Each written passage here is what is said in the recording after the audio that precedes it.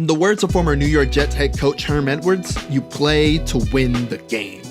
Well, in professional wrestling, you play to win the gold. Being champion makes those who hold gold one of the standard bearers of their respective promotion, someone who exemplifies everything that title represents. But with independent wrestling being so large, it may be hard to keep track of some of the top title holders. And that's where I come in. This is JROSE for Independent Wrestling TV, and here are 10 indie champions to keep an eye out for. Before we jump in, please note that we're just keeping the list to 10. So if a promotion or title you love dearly isn't on this list, it doesn't mean it's any less prestigious. Hell, my home fed and its top champion isn't even on here. I'm so sorry, Myron. Also, this is looking to highlight singles titles, so no tag titles here. And lastly, titles that could very well change hands between the making of this video and the release of this video won't be featured either, which is the only reason you don't see New South Pro Wrestling's giant heavyweight title. I love that thing. Shout out Action Clash. Bam Sullivan, holder of the H2O Danny Havoc Hardcore Championship for over 20 days. We start our list with the newest championship in independent wrestling. Named after the late Danny Havoc and brought into creation by deathmatch legend Matt Tremont, the H2O Danny Havoc Hardcore Championship is to establish the best hardcore wrestler, not only in one of the world's premier hardcore wrestling promotions in H2O, but eventually around the globe. The first champion was crowned at H2O's The Last Extravaganza weekend during a 17-man tournament full of some of the best deathmatch wrestlers on the scene. Sullivan won the title by defeating 440's Eric Ryan, Connor Claxton, formerly of Havoc's own Nation of Intoxication, and his stablemates in the Extricated of Adrian Ball and Mouse in the first round, another Nation of Intoxication alum in Lucky 13 in the second round, and defeating the man most circles refer to as the best deathmatch wrestler in the United States, in Alex Colon, in an upset to be crowned the first champion. And while Bam's hands were the last ones to hold up new gold, they weren't the first hands to hold up new gold that evening. As a matter of fact, the title I'm talking about isn't even a part of H2O. Terra Calloway, holder of the ISW Undisputed King of Crazy Championship for now over 20 days. The ISW Undisputed King of Crazy Championship is the top title in interspecies wrestling out of Quebec, and held previously by Pinky Sanchez and Eddie Starr, both twice, Chris Dickinson for over a whopping 1,500 days, and as of recently, the bulldozer, Matt Tremont. With Tremont going into retirement, he vacated the title, the very last of his prestigious career, and had it put up gauntlet style to crown an all-new champion. And that champion, when the dust cleared and all the multicolored interlocking block system pieces were scattered, I have to say it that way for legal reasons, was the Queen of Dinosaurs, Terra Calloway, who coincidentally enough came out of retirement to win this match and the King of Crazy title. Now, some would consider this a shock, but dinosaur royalty coming out of retirement to win the top title of a promotion that has also had a crab and cows with murderous intense win titles, yeah, it adds up. Joshua Bishop, holder of the AIW Absolute Intense Championship for over 40 days. The Intense icon Joshua Bishop currently holds the top title in Absolute Intense Wrestling, but that title isn't called the Absolute Intense Championship. Bishop also holds the alternative title in AIW as well. That as well is not called the Absolute Intense Championship. Let me explain. What Bishop is currently doing is holding AIW's top two titles, the Absolute Championship, the red one, and the Intense Division Championship, the blue one, thus making the Absolute Intense Championship, a feat that only he and one other man can say that they have, and that's the person that Bishop beat for the title in a no-rope barbed wire match, Matthew Justice. But don't think that means that the two titles on their own hold no prestige, as the Absolute title has been held by people such as All Ego Ethan Page, Steve Corino, The King Nick Gage, and Johnny Gargano, while the Intense Division title has been held by people such as BJ Whitmer, Tim Donst, Davey Vega, and the bad boy, Joey Janela. Those two titles, along with a reign of the tag titles, comprise the AIW Triple Crown, which has only been held by the man currently known as Joaquin Wilde, but formerly known as DJ Z, or Zima Ion, or Shima Ion. He goes by a lot of monikers. Spike Trivet, holder of the Riptide BRIGHTON Championship for over 410 days. And what may take the cake for the most gorgeous looking title on the list, my god. The BRIGHTON Championship is the top title of Riptide Wrestling, which makes its home in the title's namesake city of Brighton, East Sussex in England. There's only been 2 title holders, Mr. Trivet and the first title holder, Chuck Mambo, who won the championship in an inaugural title tournament with competitors such as Millie McKenzie and Helico, Chris Widgray, and Walter, and defeated Trivet in the finals of the tournament, kicking off a 427-day reign as champion. But that came to a screeching halt, as after a defense against his best friend, TK Cooper, Trivet used Mambo's own fear and paranoia to essentially force the title into his hands with a broken arm. It's absolutely mental stuff. Take a look at that along with all of Riptide Wrestling on IWTV. Definitely worth the watch just to see how this goes down alone. Ricky Shane Page, holder of the GCW World Championship for over 350 days. Okay, we're halfway through the list, so let's get out of the way what I assume most of you are going to say is the elephant in the room. Let's talk about RSP. RSP has held the title for almost a year at this point, but if you'd ask him, I assume he'd say it was longer than that, bringing his total to around 430 plus days. I personally disagree, but let me explain. The GCW title before RSP was held by Nick Gage, the third ever champion after Matt Tremont and inaugural champion KTB.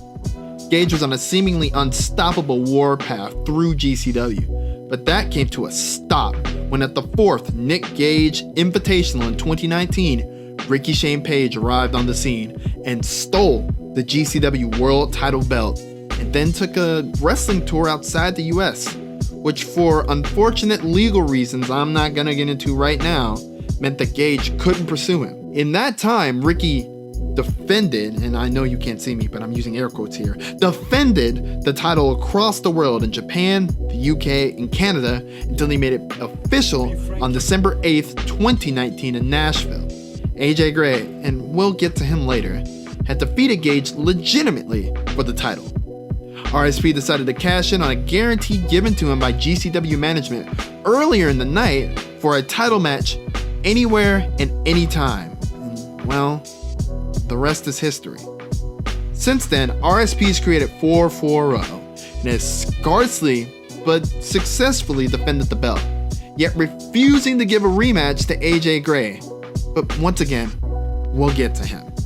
Alex Shelley, holder of the Black Label Pro Midwest Wrestling Championship for over 50 days. You know, it may make more sense to talk about the Black Label Pro Heavyweight Champion Jake something, but I refuse to do that.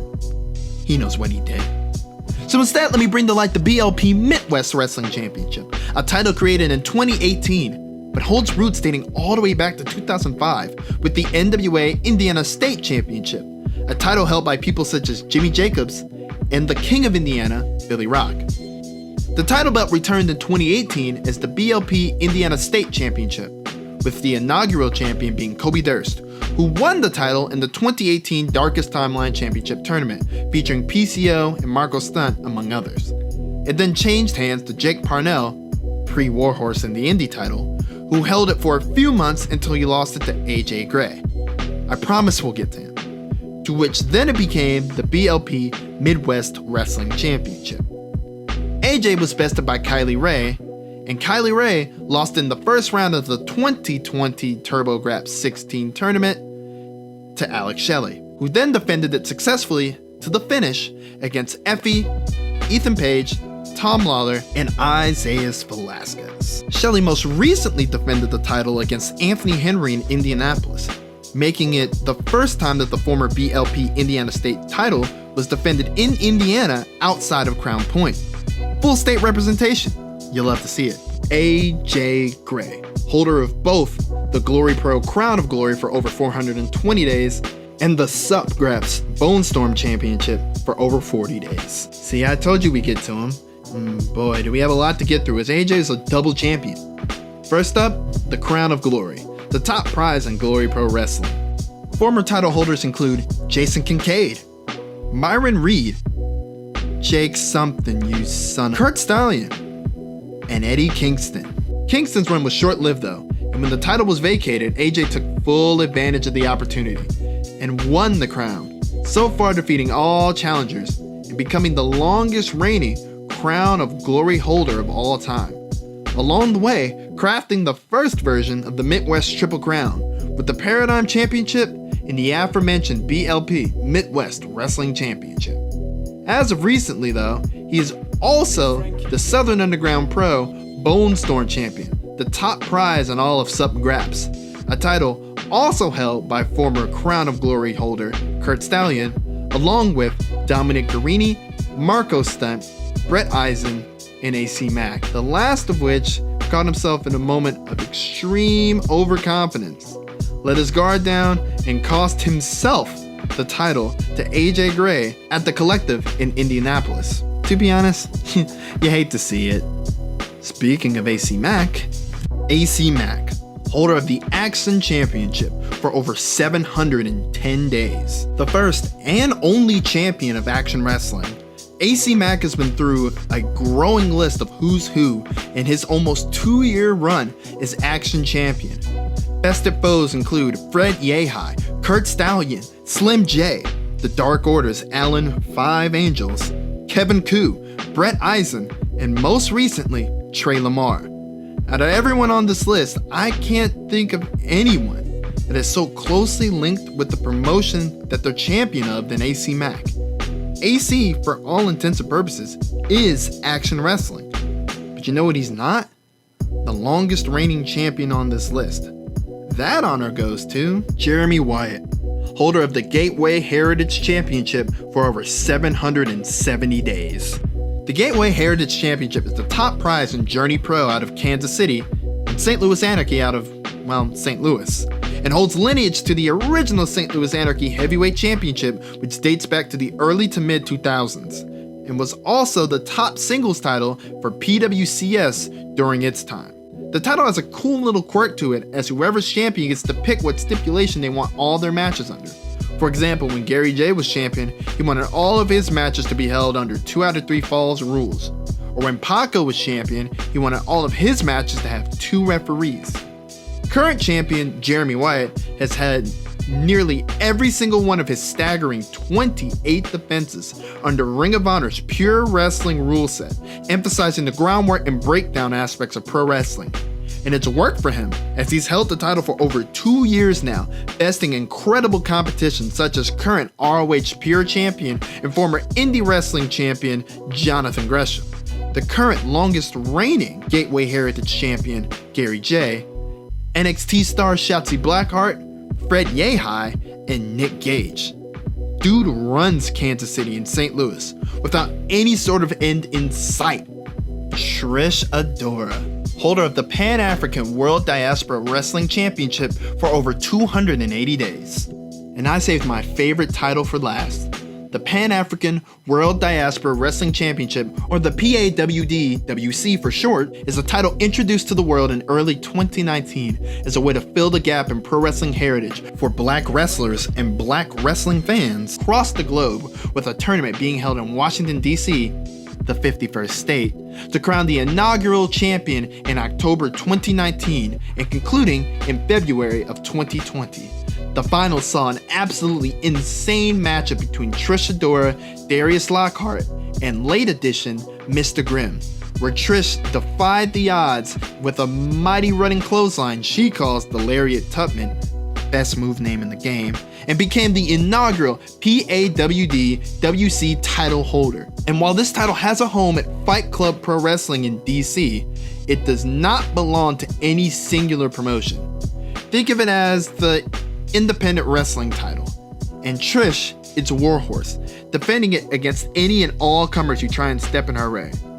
Rumor has it there's a growing list of contenders and many more spectacular matches to be had. Keep your eyes locked when you see the big green belt. And that's our list. Did we miss anyone? I for one wanted to include the Limitless Wrestling title, but rules of 10 are rules of 10. Nonetheless, please like, subscribe, comment, or whatever the equivalent of that is on whatever you're watching this on. And please subscribe to Independent Wrestling TV. Use promo code JROSE for a free trial. And as always, support independent professional wrestling.